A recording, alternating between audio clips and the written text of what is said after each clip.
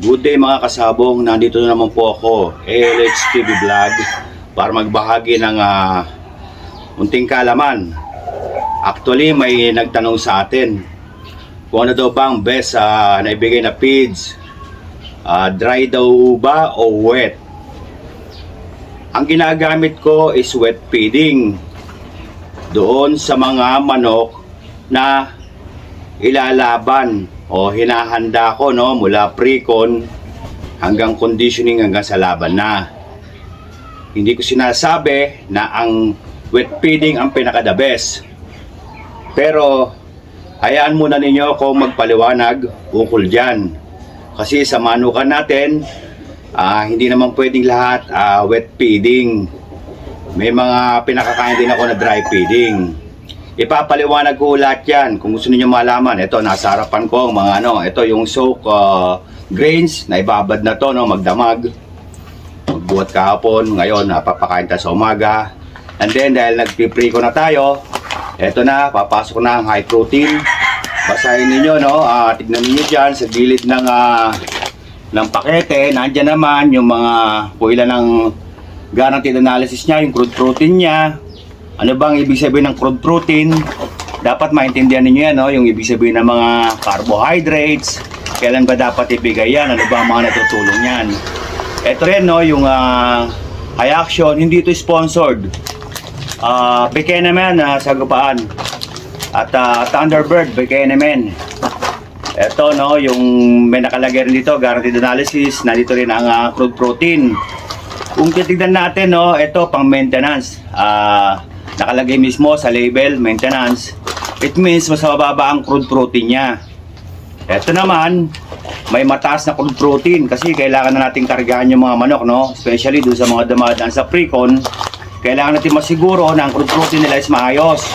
At karamihan dyan, pinabubuka pa natin ng bahagya or kung tama naman, binabalansin natin, no, ang pagkain. Kaya may tinatawag na 60-40, 50-50 at 40-60. Yun yung pagpapalit, no, na ibig sabihin sa umpisa 60-40, yung mga pinabubukang manok na kinakarga natin ng crude protein o protina kung tinatawag, no. Itong proteinang to galing sa feeds. Meron din namang tinatawag na animal protein na gagaling sa mga hayop, no. Pwede yung karne ng baka na giniling, pwede naman yung protein na nagaling sa isda, no, sa tuna, ganyan. Hayaan niyo akong paliwanag, no, kasi para ito matuto tayong lahat. Noong una akong nag-aalaga ng manok, ang patoka na binibigay ko, dahil kasi nga available na yung mga nakapack, no, na ready na ibigay sa kanila, no, para diretsong patoka na. Yung maintenance, unang-una, syempre hindi pa natin alam yan, no, yung mga pag-adjust, dahil kasi hindi naman tayo nutritionist. Ngayon, syempre, sa tagal natin nag-aalaga, natututunan natin yan, nag-research tayo, including doon sa mga athletes, sinasample natin, no, sa mga basketball player, sa mga boxer, at iba pang mga atleta. Inahalimbawa natin yan ang pinagbabasihan din natin, no, doon sa mga binibigyan natin patuka sa ating mga manok. Dahil kasi doon sa mga atleta, meron din silang diet. Kung ano mga dapat, kung hindi dapat. Ano ba yung mga pagkain na nakakataba? Ano ba yung pagkain na nakakapag-build up ng muscle? Yan yung mga ibinibigay natin. Unti-unti, natutunan ko, no? Umpisa, dry feeding tayo. Pinapakain ko ng dry feeding. Naglalaban ako, dry feeding. Maayos naman dahil kasi maayos yung manok. Ang problema, syempre, di ba? Hindi ganun ka-consistent ang nakakuha natin panalo. Hindi naman dahil sa pagkain ng dry feeds natatalo, no? Hindi ko sinasabing ganon. Kaya lang siguro hindi ako iyang sa dry feeds. Unang-una, no?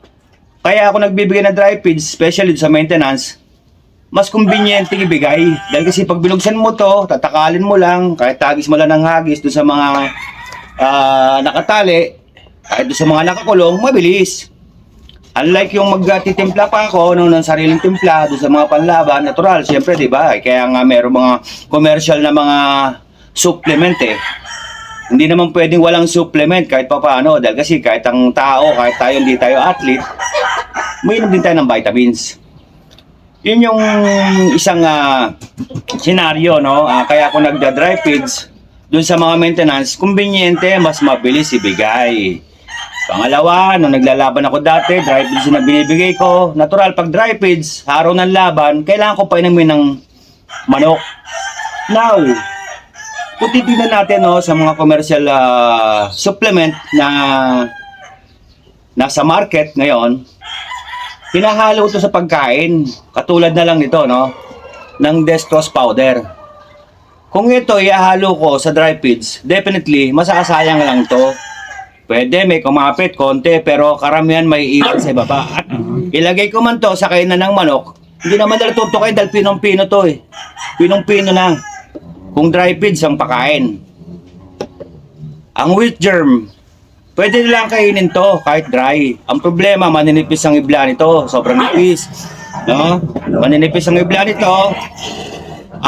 Mas mainam, para sa akin, no, napag-aralan ko at naobserbahan ko, mas mainam to ilagay kung wet feeding tayo. Bukod pa dito sa mga pinakita kong supplement na to, meron pang mga iba pang supplement na powder form na inahalo talaga sa patuka. Ulitin ko, kung tuyo or dry ang ating feeds, katulad ito, no, dry, ayan, haluan mo man ang powder, hindi yan kakapit. Kakapit yung pakonti-konti pero maraming maiiwan sa ilalim ng paso or kainan ng manok. Now, ito yung basa. Di ba? Oh, ang timpla ko nung pagka pinabubuka ko ang manok, pagka inaanda ko ng sa Precon, 60-40. Nasa 60% ako ng high protein, no, na pellet. At nasa 40% ako ng grains na binabad. Ngayon, bakit ganun? Kasi pag kinumpit mo ang protina nito, at ang protina nito, pag pinang-combine mo, lalabas siya nasa 19% or 20%. Which is good, no? Pinatataas natin ng protina para pabukay ng manok. Yung mga muscle nila para ma-develop. And then, bakit nag-50-50? Kasi para ibaba na natin ang timpla ng protein. Bakit hindi na lang itong high protein ang pakain, pellet? Bakit kailangan pa tayo magbigay ng grains? Kung nga, ulitin natin, kailangan balanced diet. Ito yung merong ginigiling ang balon-balunan ng ating manok na mga butil. Parang sa tao lang yan, hindi naman pwedeng araw-araw kaya natin gulay ng gulay. Kailangan syempre, minsan kailangan meron din tayong mga meat, di ba? Meron din, kumbaga, ibabalansin natin ang pagkain. Ganon din to.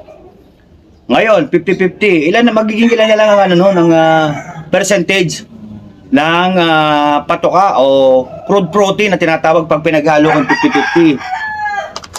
Sikun yan dun sa crude protein ng pellet at crude protein ng grains. Kaya tignan ninyo, no, nasa pakete yan. And then ito namang binibili ninyong grains kasi kung bumili ako per sako, may nakalagay, no, ang ginagamit ko speed. I'm not endorsing this, no, hindi to, binibili ko to. Ito may split piece kasi. Kaya gusto ko. Pag pinag-combine ko siya, yung crude protein ito, tsaka crude protein ito, dahil kasi definitely mas mababa ang crude protein ng grains kaysa sa pellet. Then, pag pinag-combine ko siya, i-divide 2 ko lang, ang lumalabas is which is nasa 18%. More or less, no? 18, 17, 19, gano'n, no? More or less yan. Ngayon, ganito. Bakit kailangan ko ibaba pagdating na ng malapit na laban? Ibinababa ko na dahil kasi baka mamaya sumubok naman ang laki ng manok ko, no? Ginagawa ko ng 60-40. 60 naman to. 40 naman to. Binababa ko mga 17%, 16-17%, no? Yung mga malapit na ilaban. And then, di ba, may tinatawag tayong carbo loading. Yung carbo loading, yung paglo-load ng carbohydrates. Nakukuha ito sa mais. Ang ginagamit ko, crack corn, pero ayon nga sa iba, mainam daw yung buong mais. Hindi na ako gumagamit ng buong mais kasi sa tingin ko, parang minsan hirap kainin ng ng manok. Unless makakuha ko, no, na may regular talaga na mais na magaganda ang butil. Kasi yung mais, kung papansinin ninyo, no, kung kumakain kayo ng mais, yung sa loob ng butil, mayroong parang korting puso, no, na yung maliit, yung puti. No, doon ang gagaling ang glucose eh. Kasi yun namang carbo, nagkakarga tayo niyan para snap power, no? Snap energy, pag kinailangan nila, pagkabasaan, pahirapan. Tama, sandali lang ang laban, pero hindi mo masasabi, pagka nagkapahirapan iba yung merong karga, no, ng carbo. Medyo hindi lang ako nag-100% hanggang sa araw ng laban kasi yung iba, binabawasan. Kung ano yung binabawas sa patoka, kunyari, ang binibigay 40 grams, yung iba naman 50 grams, yun ang pakain ng manok nila. Ang ginagawa nila, pag nagdadagdag sila ng carbo, nagbabawas sila ng 10 grams sa patoka na tinitimpla nila at nilalagay nila ng 10 grams na mais. Tapos kinabukasan, tatanggalin ng 20 grams hanggang sa araw ng laban, pure mais na. Hindi ko ginagawa yun. Ang ginagawa ko, kung 50 grams ang nakalagay rito or 40 grams, nagdadagdag ako ng 10% ng 50 grams o 40 grams. Kinabukasan, nagdadagdag ako ng 20 grams sa 50 grams, no? Yung kung 40 o 50 yan, dadagdag ako ng 20 grams. Ganon, no? Hanggang sa, ang mangyayari niyan, sa araw ng laban, almost 50-50. Yung sobra, pinakakain ko na lang doon sa mga nasa maintenance. Yun yung sistema ko. Kasi ayoko masyadong, pagdating ng oras, puro mais na lang ang tutukain ng manok ko. Kasi sabi nga, di ba, kapag ka sudden change, biglang palit tayo na pabilis, na-stress ang manok. Although, yung patuka ko dito, hinaluan ko na ng konting mais na crack corn, no, nakababad yan. Yan yung paliwanag ko, no. Yan yung isang basihan ko kung bakit ako gumagamit ng wet feedings. Para yung mga supplement na binibigay ko, especially yung mga powder form, madali nilang i-absorb, madaling mahalo dyan sa patuka. Na pagtuka ng manok, sigurado may karga. Makakakain sila ng supplement na inilagay ko sa patuka. Hindi ko ini-endorse tong mga to. Hindi ko sinasabing gumamit ka nito. Sa totoo lang, kahit wala naman tayo nito, walang problema. Dahil kasi nga, yung manok natin, kahit walang mga vitamins, pwedeng manalo yan Ang problema, syempre, di ba, mga atleta na stress yan, kailangan dinadadagan natin ng mga supplement na yan to avoid yung mga possible na maging sakit, no, dahil due to stress. At extra energy rin yan, di ba? Nagbibigay tayo ng energy. Yun yung mga bagay-bagay kung bakit ako gumagamit ng wet feedings. At ang pinakauli, no, bakit wet feedings ang pinili ko? Actually, naglalagay ako ng gatas pa rito dahil kasi pagkakasok nito, pag inalo ko ng pellet, halos wala, no? Konti lang ang magiging basa. Naglalagay pa ako ng milk.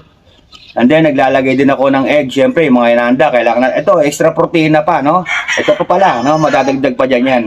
Kung bumaba man ng proteina, na dahil sa paghahalo ko nito, merong protein, no? To galing sa, itlog, na puti, no? Na hard-boiled egg. Kasi, dun sa araw ng laban, kaya wet feeding ako, wala akong tubig, no? Maghapon. Kung ang laban ko, mula umaga hanggang alas 6 ng gabi, walang tubig yan. Pero, during derby, pag na-check ko na, no, na ang laban, gabi na, definitely magbibigay akong tubig, mga 1 to 2, deep lang. 2 higop lang, pinakamarami, no? Or possible 3 kung sobrang init ng panahon. Pero kung umuulan, tapos gabi laban ko, at least 1 to 2 deep lang yan. Pero kung magpakain ako ng dry, at nagpo-pointing na ako, at araw ng laban, pakakainin ko ng dry, obligado akong magbigay ng tubig. Diba? Napakahirap tansyahin. Dahil kasi nga, pag derby, hanggat maaari, ma-achieve natin kung ano yung sinabit natin timbang Iniiwasan natin ang bad weight tayo, iniiwasan din natin na maging matubig ang manok dahil kasi nagiging sluggish. Kapag dry naman ang manok, di ba? Yung mga gaya ng na-discuss ko na mga before dun sa mga ibang video ko, ng mga kasukasuan yan, nagda-dry din.